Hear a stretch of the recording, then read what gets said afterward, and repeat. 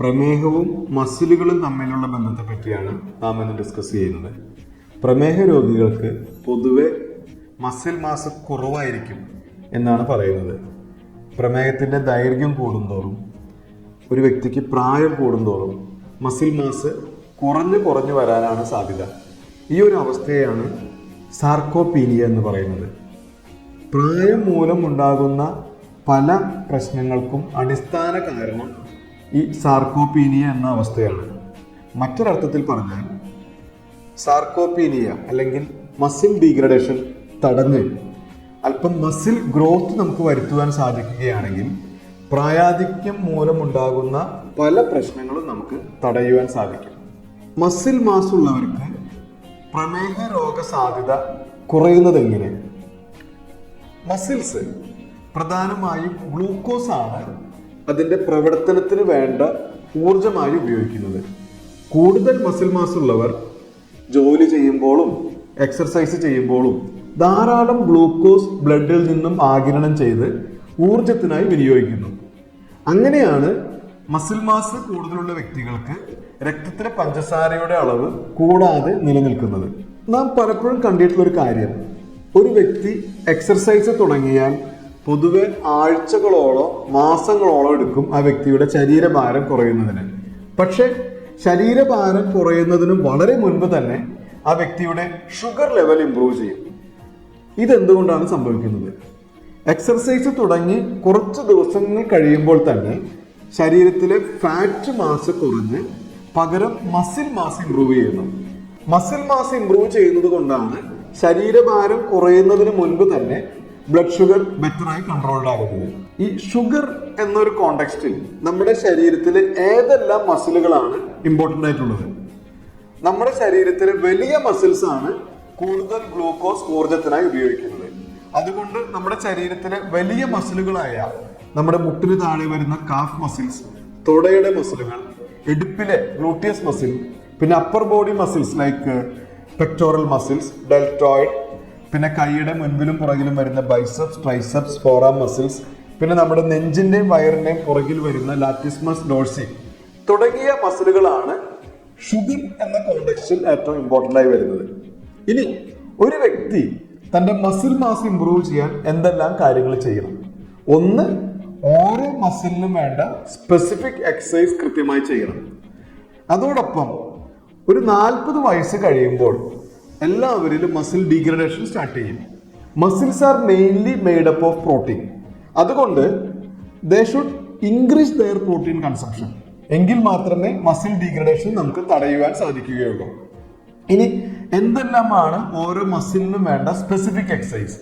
നമ്മുടെ calf muscle എന്ന് പറയുന്നതിന് വേണ്ട ഏറ്റവും നല്ലൊരു എക്സസൈസ് എന്ന് പറയുന്നത്, നാം നമ്മുടെ പാദത്തിന്റെ മുൻവശം കുത്തി നിലത്ത് നിന്ന് നമ്മുടെ ഉപ്പുറ്റി പാദത്തിന്റെ പുറകുവശം മുകളിലേക്കും താഴേക്കും ചലിപ്പിക്കുന്ന സ്ട്രെച്ചിങ് എക്സസൈസ് ആണ് കാഫ് മസിലിന് വേണ്ട ഏറ്റവും നല്ല എക്സസൈസ്.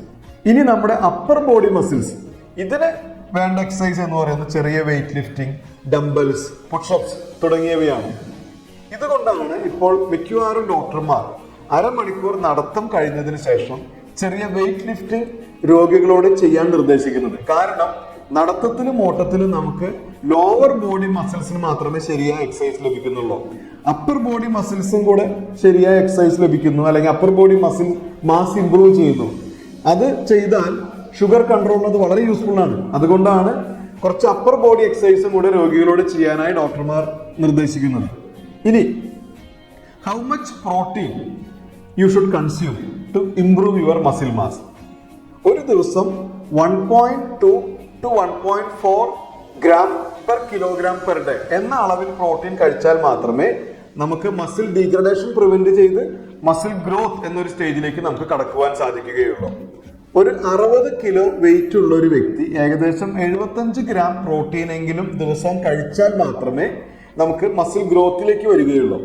ഇനി എന്തെല്ലാമാണ് നമുക്ക് പ്രോട്ടീൻ ലഭിക്കുന്ന ഭക്ഷണപദാർത്ഥങ്ങൾ? Non vegetarian protein rich food എന്ന് പറയുന്നത് പാല്, മുട്ട, മീറ്റ് ആൻഡ് ഫിഷ്. ഇനി ഓരോ നോൺ വെജിറ്റേറിയൻ പ്രോട്ടീൻ റിച്ച് ഫുഡിലും എത്ര ഗ്രാം പ്രോട്ടീൻ ഉണ്ടെന്ന് നോക്കാം. ഒരു മുട്ട കഴിക്കുമ്പോൾ ഏകദേശം 6-7 ഗ്രാം പ്രോട്ടീനാണ് ഒരു വ്യക്തിക്ക് ലഭിക്കുന്നത്. ഒരു ഗ്ലാസ് പാല് 9 to 10 ഗ്രാം പ്രോട്ടീൻ. 100 ഗ്രാം ഫിഷിൽ ഏകദേശം 25 ഗ്രാം പ്രോട്ടീനാണുള്ളത്. 100 ഗ്രാം ചിക്കൻ അല്ലെങ്കിൽ മീറ്റിൽ ഏകദേശം 30-35 ഗ്രാം പ്രോട്ടീനാണുള്ളത്. ഇനി ഈ ഒരു കോണ്ടെക്സ്റ്റിൽ മുട്ട പ്രമേഹ രോഗികൾക്ക് നല്ലതാണോ എന്നൊരു ചോദ്യം പലപ്പോഴും രോഗികൾ ചോദിക്കാറുണ്ട്. 1 egg per day is definitely okay.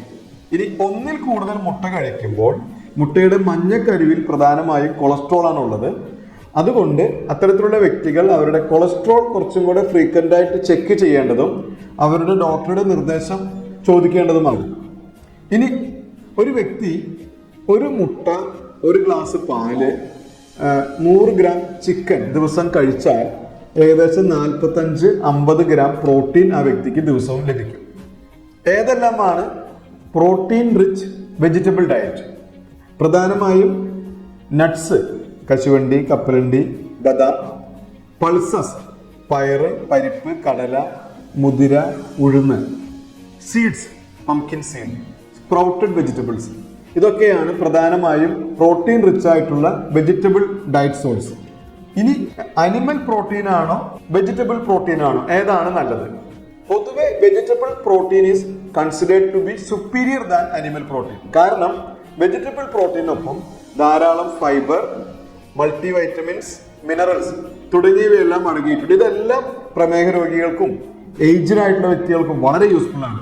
So at least consume 1.2 to 1.4 gram per kilogram of protein every day and do your regular exercise including upper body exercise so that your muscle mass will be built up, which can prevent you from developing diabetes. And if you are already a diabetic person, that will help you to control your sugar in a better way. അതുകൊണ്ട് നിങ്ങൾ എല്ലാവരും നിങ്ങളുടെ ഭക്ഷണത്തിലെ protein intake കൂട്ടുക, ദിവസവും exercise ചെയ്യുക. ഇങ്ങനെ ചെയ്താൽ നിങ്ങൾക്ക് പ്രമേഹ രോഗ സാധ്യത ഒരു പരിധി വരെ കുറയ്ക്കുവാൻ സാധിക്കും. ഇനി നിങ്ങൾ ഓൾറെഡി പ്രമേഹ രോഗിയാണെങ്കിൽ നിങ്ങളുടെ ബ്ലഡ് ഷുഗർ ലെവൽ നന്നായി കൺട്രോൾഡ് ആകും ഈ കാര്യങ്ങൾ ചെയ്താൽ. ഏവർക്കും നന്ദി, നമസ്കാരം.